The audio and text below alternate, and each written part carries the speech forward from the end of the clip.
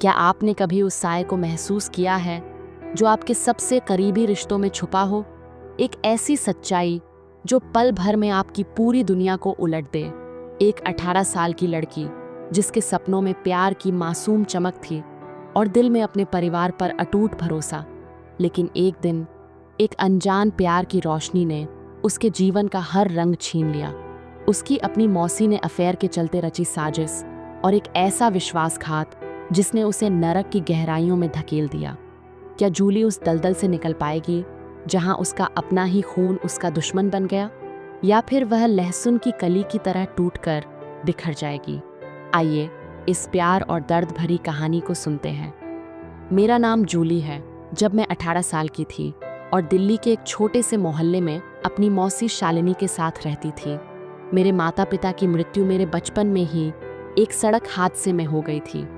मौसी और मौसा ने मुझे अपनी बेटी की तरह पाला, लेकिन मौसी का व्यवहार मेरे प्रति हमेशा रूखा ही रहा। मौसा, जो एक ट्रक ड्राइवर थे, अक्सर लंबी यात्राओं पर रहते थे और घर की सारी जिम्मेदारी मौसी पर थी। हमारे छोटे से घर में 2 कमरे थे। एक में मौसी और मौसा रहते थे, दूसरा मेरा था। इसके अलावा एक छोटा सा स्टोर रूम था जहां कभी कभी मौसी का छोटा भाई आरव ठहरता था। आरव 22 साल का था, लंबा, आकर्षक और मेरे प्रति हमेशा नरम। वह दिल्ली में एक छोटी सी नौकरी करता था और अक्सर हमारे घर आता जाता रहता था। उसकी मुस्कान में एक अजीब सा जादू था जो मेरे दिल को छू जाता था। मुझे नहीं पता था कि यह प्यार था या सिर्फ एक किशोर उम्र का आकर्षण, लेकिन जब भी वह मेरे सामने होता मेरी दुनिया रंगीन हो जाती थी। एक सुबह मैं मौसी के साथ रसोई में पराठे बना रही थी। तभी आरव आया और मेरे सामने कुर्सी पर बैठ गया। उसकी नज़रें मुझ पर टिकी थी और मैं शर्मा रही थी। जूली, तुम्हारा पराठा तो होटल से भी अच्छा बनता है, उसने हंसते हुए कहा। मैंने मुस्कुराकर जवाब दिया, बस मौसी की ट्रेनिंग है। मौसी ने हमें देखा और एक तिरछी नज़र डालकर चुप रह गई। उस दिन नाश्ते के बाद आरव अपनी नौकरी के लिए निकल गया। वह कुछ दिनों से हमारे साथ ही रुका था क्योंकि उसका किराए का कमरा शहर के दूसरे छोर पर था। मैं घर के कामों में व्यस्त हो गई। दोपहर को मौसी अपने कमरे में आराम करने चली गई और मैं रसोई की सफाई कर रही थी। तभी दरवाजे की घंटी बजी। मैंने दरवाज़ा खोला तो एक अजनबी आदमी खड़ा था। उसकी उम्र करीब 40 साल होगी और उसकी आंखों में एक अजीब सी कसिस थी जो मुझे असहज कर रही थी। उसने मुझे ऊपर से नीचे तक देखा और बोला, शालिनी जी हैं? मैंने अपने दुपट्टे को ठीक किया और कहा, हाँ, मैं बुलाती हूँ। उसने दरवाजे पर हाथ रखकर कहा, दरवाज़ा बंद मत करना, मैं यहीं हूँ। मैंने मौसी को बताया कि कोई उनसे मिलने आया है। उनकी आंखों में एक पल के लिए घबराहट उभरी, लेकिन फिर वे सामान्य हो गईं। तू रसोई का काम खत्म कर, मैं देखती हूँ, उन्होंने कहा और दरवाजे की ओर चली गई। मैं रसोई में काम करती रही, लेकिन मेरे कान उनकी बातों पर थे।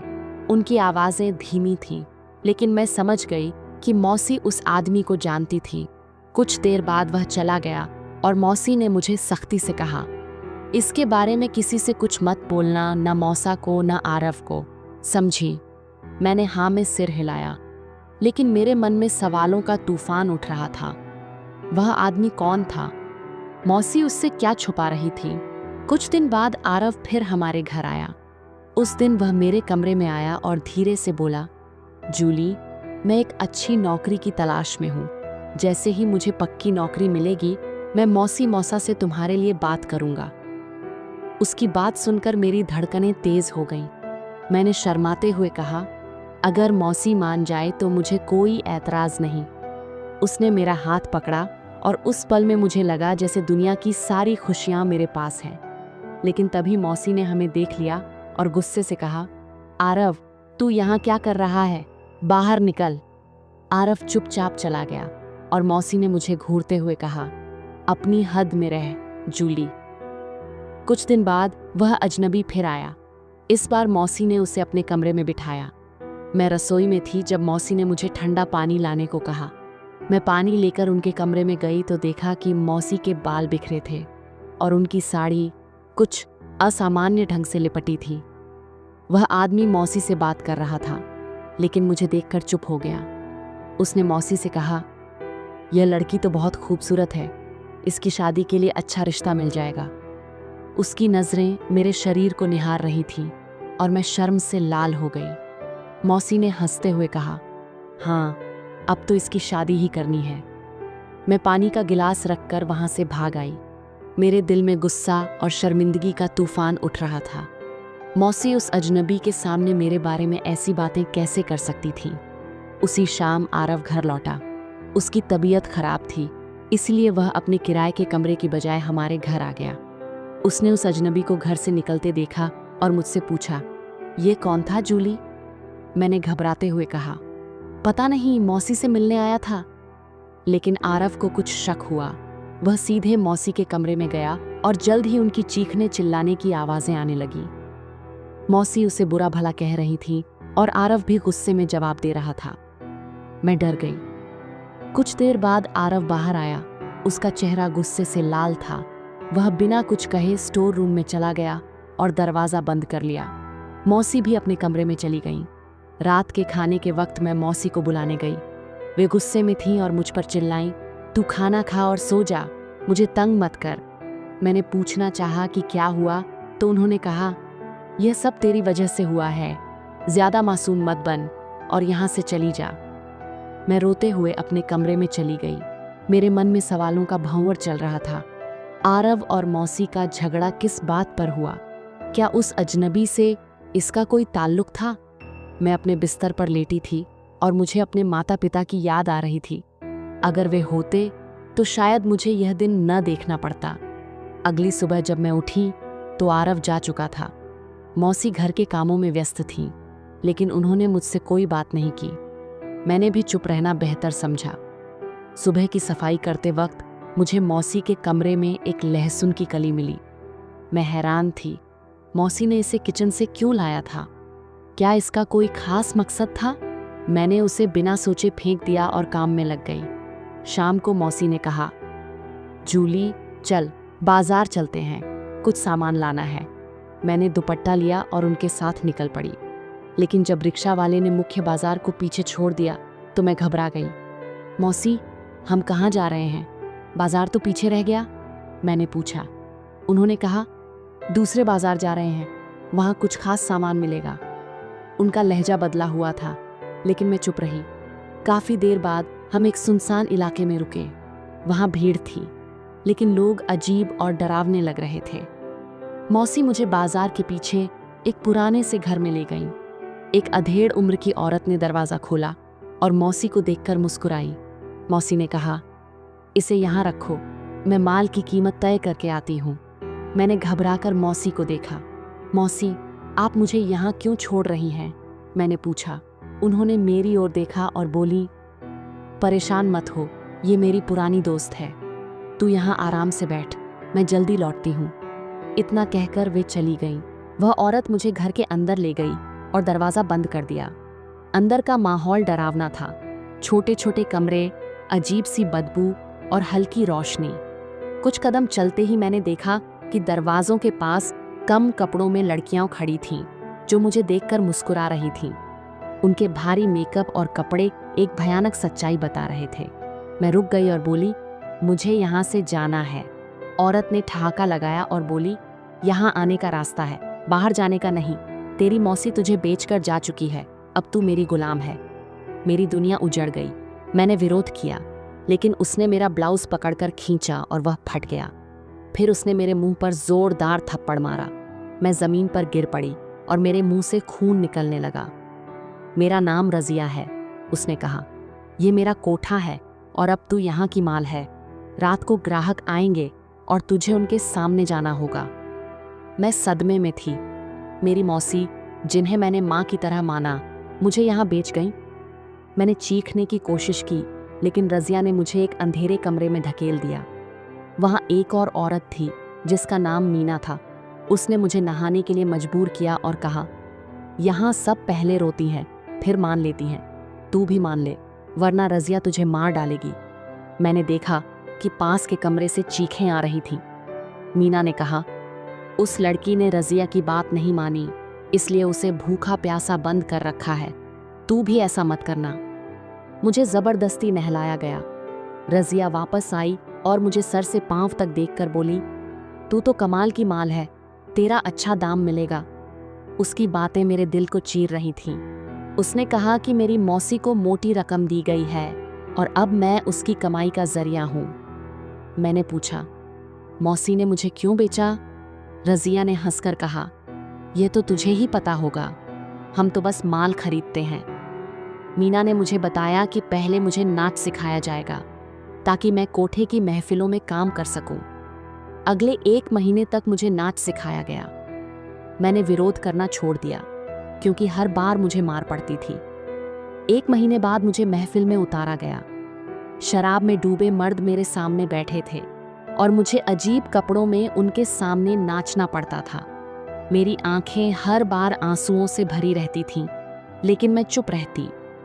एक रात रज़िया ने कहा कि एक अमीर ग्राहक ने मुझे 1 रात के लिए खरीदा है। मीना ने मुझे तैयार किया और बोली, शोर मत करना वरना ग्राहक तुझे और परेशान करेगा। उसने मेरी मुट्ठी में एक लहसुन की कली दी और कहा, इसे अपनी नाभि पर मल लेना। मैंने पूछा, यह क्यों? उसने कहा, बस कर ले, बाद में समझ आएगा। मैं उस कमरे में गई जहां एक 40 साल का आदमी मेरा इंतजार कर रहा था। उसकी आंखें शराब और हवस से लाल थीं। मैंने उससे रहम की भीख मांगी, लेकिन उसने मुझे बिस्तर पर धकेल दिया। मेरे रोने का उस पर कोई असर नहीं हुआ। मैंने लहसुन की कली को अपनी नाभि पर मला और फिर वही हुआ जो होने वाला था। वह रात मेरे लिए नरक थी। सुबह जब मैं होश में आई तो मीना मेरे पास थी। उसने मुझे गले लगाया और बोली, पहली रात सबसे मुश्किल होती है, अब सब आसान हो जाएगा। लेकिन मेरे लिए कुछ भी आसान नहीं था। अगले कुछ महीनों में यह सिलसिला चलता रहा। हर रात कोई नया ग्राहक, नई यातना। मैंने विरोध करना छोड़ दिया क्योंकि मुझे पता था कि इसका कोई फायदा नहीं। मीना हर बार मुझे लहसुन देती और कहती, इसे नाभि पर मल लेना। मैंने कई बार पूछा कि इसका क्या मतलब है, लेकिन उसने कहा, सही वक्त पर पता चल जाएगा। मुझे आरव की याद आती थी। क्या उसने मुझे ढूंढने की कोशिश नहीं की? क्या वह भी मौसी की साजिश में शामिल था? मेरे सवालों का कोई जवाब नहीं था। एक दिन मीना बीमार पड़ी। वह कई दिनों से कमजोर थी, लेकिन रज़िया उसे इलाज के लिए नहीं ले गई। एक रात जब मैं ग्राहक के कमरे से लौटी तो देखा कि मीना जमीन पर पड़ी थी। उसका शरीर ठंडा हो चुका था। मेरी आंखों से आंसू थम नहीं रहे थे। मीना ही थी जो इस नरक में मेरा सहारा थी। उसकी मुट्ठी में एक चिट्ठी थी जिसमें उसकी कहानी लिखी थी। उसने लिखा था कि वह भी एक मासूम लड़की थी जिसे उसके रिश्तेदारों ने बेच दिया था। चिट्ठी में यह भी लिखा था कि लहसुन का रस नाभि पर लगाने से गर्भधारण की संभावना कम हो जाती है और कई बीमारियों से बचाव होता है। मीना को यह बात देर से पता चली, इसलिए वह बीमार पड़ गई। उसने मुझे यह नुस्खा सिखाया ताकि मैं सुरक्षित रहूं। मीना की मृत्यु ने मुझे तोड़ दिया। मैंने ठान लिया कि मुझे इस कोठे से भागना है। एक रात जब रज़िया शराब में डूबकर सो रही थी, मैंने उसकी चाबियां चुराईं और कोठे के पिछले दरवाजे से भाग निकली। मैं रात भर भागती रही और सुबह एक पुलिस स्टेशन पहुंची। मैंने अपनी पूरी कहानी पुलिस को बताई। उन्होंने रज़िया के कोठे पर छापा मारा और कई लड़कियों को मुक्त कराया। मेरी मौसी को भी गिरफ्तार किया गया। पूछताछ में पता चला कि मौसी का उस अजनबी के साथ अवैध संबंध था और जब आरव को यह पता चला तो उसने मौसी को धमकाया। मौसी को डर था कि आरव मौसा को सब बता देगा, इसीलिए उसने मुझे कोठे पर बेच दिया और आरव को कहा कि मैं किसी के साथ भाग गई हूँ। पुलिस ने मुझे एक NGO के हवाले किया जहाँ मुझे नई जिंदगी शुरू करने का मौका मिला। मैंने पढ़ाई शुरू की और एक छोटी सी नौकरी भी पकड़ ली, लेकिन मेरे दिल में एक कसक थी। मैंने आरव को ढूंढने की कोशिश की, लेकिन वह कहीं नहीं मिला। शायद उसे मेरी सच्चाई पता चल गई थी और वह मुझसे मिलना नहीं चाहता था। आज मैं एक नई जूली हूँ जो अपने दर्द को ताकत में बदल रही है, लेकिन हर बार जब मैं लहसुन की गंध सूंघती हूँ, मुझे मीना की याद आती है और मेरे दिल में एक सवाल उठता है, क्या मैं कभी इस अंधेरे से पूरी तरह बाहर निकल पाऊंगी? यह कहानी हमें सिखाती है कि विश्वास और रिश्ते कितने नाजुक हो सकते हैं, लेकिन सबसे अंधेरी रातों में भी उम्मीद की एक छोटी सी किरण हमें जीने की ताकत दे सकती है। जूली की तरह जीवन में जब सब कुछ टूट जाए तब भी अपने भीतर की ताकत को पहचाने और हार न माने। समाज की क्रूरता और विश्वासघात के बावजूद अपनी पहचान और आत्मसम्मान को बचाए रखना सबसे बड़ी जीत है। साथ ही यह कहानी हमें जागरूक करती है कि हमें अपने आसपास के लोगों की मदद के लिए संवेदनशील रहना चाहिए, क्योंकि हर किसी की चुप्पी के पीछे एक अनकही कहानी हो सकती है। आइए एक ऐसी दुनिया बनाएं जहां हर जूली को उसका हक और सम्मान मिले। दोस्तों, अगर आपको यह स्टोरी पसंद आई हो तो एक प्यारा सा कमेंट करें जिसमें अपनी राय मुझे भेजें। मुझसे जुड़े रहने के लिए सभी दोस्तों को बहुत सारा प्यार। ये वीडियो केवल मनोरंजन और शिक्षा के उद्देश्य के लिए है। मेरा मकसद किसी भी तरह की अनुचित बात, अश्लील भावना या क्राइम को बढ़ावा देना नहीं है। आपके प्यार, भरोसे और साथ के लिए दिल से शुक्रिया। मिलते हैं अगली वीडियो में।